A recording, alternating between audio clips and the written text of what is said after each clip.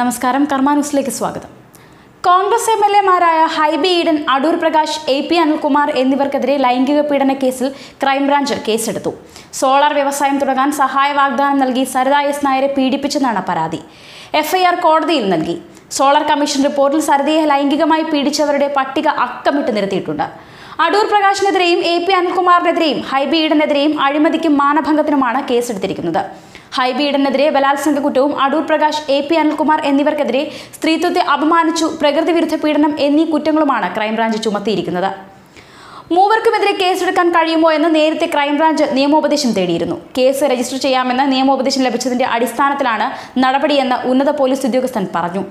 ജനപ്രതിനിധികൾക്കെതിരായ കേസുകൾ പരിഗണിക്കുന്ന കൊച്ചിയിലെ പ്രത്യേക കോടതിയിലാണ് ക്രൈംബ്രാഞ്ച് ഇത് സംബന്ധിച്ച വിവരം നൽകിയിരിക്കുന്നത്. ക്രൈംബ്രാഞ്ച് നടപടി കോടതി പരിശോധിച്ചു വരികയാണ്.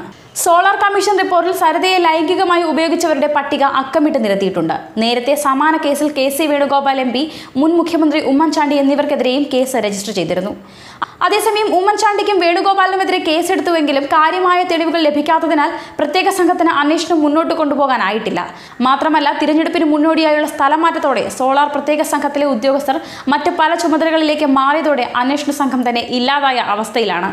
CPM-ഉം കോൺഗ്രസുമായുള്ള ഒത്തുതീർപ്പ് രാഷ്ട്രീയത്തിന്റെ തുടർച്ചയായിരുന്നു ബലാത്സംഗ കേസിൽ പ്രതികളായ കോൺഗ്രസ് ജനറൽ സെക്രട്ടറിമാരായ ഉമ്മൻചാണ്ടിയെയും KC വേണുഗോപാലിനെയും സർക്കാർ സംരക്ഷിച്ചിരുന്നത്.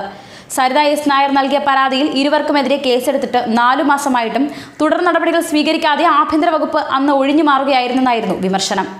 കഴിഞ്ഞ ഒക്ടോബർ അവസാനമാണ് മുൻ മുഖ്യമന്ത്രി ഉമ്മൻചാണ്ടി, KC വേണുഗോപാൽ MP എന്നിവർക്കെതിരെ ലൈംഗിക പീഡനത്തിന് ക്രൈംബ്രാഞ്ച് കേസെടുത്തത്. സോളാർ അന്വേഷണ കമ്മീഷനായ ശിവരാജ് കമ്മീഷൻ റിപ്പോർട്ടിൽ ഇക്കാര്യങ്ങൾ പരാമർശിച്ചിരുന്നെങ്കിലും കേസ് രജിസ്റ്റർ ചെയ്തിരുന്നില്ല. ഓരോരുത്തർക്കും എതിരെ പ്രത്യേകം പരാതി നൽകുകയാണെങ്കിൽ കേസ് രജിസ്റ്റർ ചെയ്യുമെന്നുമാണ് അന്ന് സരിതയ്ക്ക് നിയമോപദേശം ലഭിച്ചിരുന്നത്. ഇതിന്റെ അടിസ്ഥാനത്തിലായിരുന്നു പരാതി നൽകിയത്. സോളാർ കേസിലെ വിവാദ നായിക സരിതയുടെ ലൈംഗിക ആരോപണത്തിൽ കഴമ്പുണ്ടെന്ന് 2 വർഷം മുൻപേ കമ്മീഷൻ കണ്ടെത്തിയിരുന്നു. അന്ന് ലൈംഗിക സംതൃപ്തിയും കൈക്കൂലിയായി കണക്കാക്കാമെന്നായിരുന്നു കമ്മീഷൻ ചൂണ്ടിക്കാട്ടിയത്.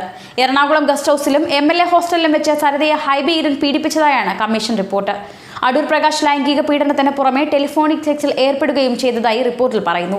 ഇതിനെല്ലാം പുറമെ ബംഗളൂരുവിലെ ഒരു ഹോട്ടലിലേക്ക് അടൂർ പ്രകാശ് സരിതയെ ക്ഷണിക്കുകയും ചെയ്തു. സരിതയെ പലതവണ AP അനിൽകുമാർ ചൂഷണത്തിന് വിധേയമാക്കിയെന്നും Rose House, Le Meridien, Kerala House എന്നിവിടങ്ങളിൽ വെച്ച് പീഡിപ്പിച്ചതായും സരിത മൊഴി നൽകി. സരിതയുടെ ലൈംഗിക ആരോപണത്തിൽ വാസ്തവമുണ്ടെന്ന് വ്യക്തമാക്കുന്ന കമ്മീഷൻ നേരത്തെ പുറത്തുവന്ന പേരുകൾ കത്തിലും മൊഴിയിലുമുണ്ട്. ഉമ്മൻചാണ്ടി, ആര്യാടൻ മുഹമ്മദ്, അടൂർ പ്രകാശ്, ഹൈബി ഈഡൻ, AP അനിൽകുമാർ, പളനിമാണിക്യം, വേണുഗോപാലൻ, സുബ്രഹ്മണ്യൻ, IG പത്മകുമാർ എന്നിവർ ലൈംഗികമായി പീഡിപ്പിച്ചു എന്നായിരുന്നു നൽകിയ മൊഴിയിലുണ്ടായിരുന്നത്. വിവിധ പാർലമെന്റ് മണ്ഡലങ്ങളിൽ പരിഗണിക്കുന്ന MLA-മാർക്കെതിരെ സ്ത്രീപീഡനത്തിന് കേസെടുത്തത് കോൺഗ്രസിന് മറ്റൊരു തലവേദനയാകും. തിരഞ്ഞെടുപ്പിൽ എതിർപക്ഷം വിഷയം ഉന്നയിക്കുമെന്നതിന് പുറമെ സ്ഥാനാർത്ഥികൾ സ്വന്തം പേരിലുള്ള കേസുകൾ മാധ്യമങ്ങൾ വഴി പ്രസിദ്ധപ്പെടുത്തണമെന്ന തിരഞ്ഞെടുപ്പ് കമ്മീഷന്റെ നിർദ്ദേശവും തിരിച്ചടിയായിട്ടുണ്ട്. ന്യൂസ് ഡെസ്ക്, കർമ്മ ന്യൂസ്.